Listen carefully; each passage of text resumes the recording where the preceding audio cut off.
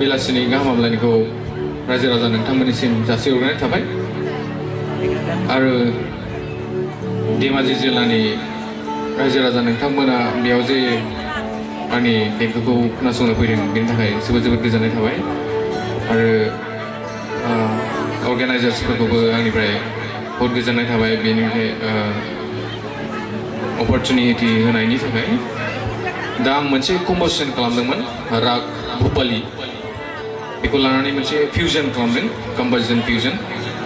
थ' बेखौ दामनो आखायाव लादों आं जागायनोसै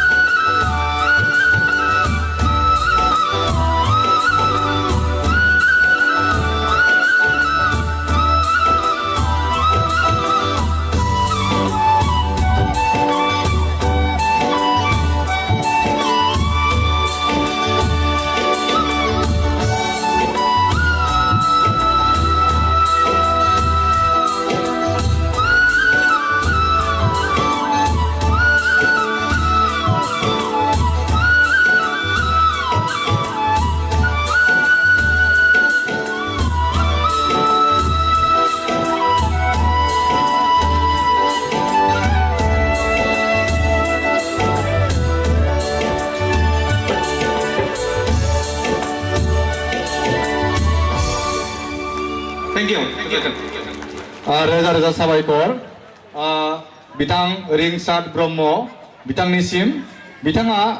मैयाबो सिफुं दामनाय बादायनायाव सेथि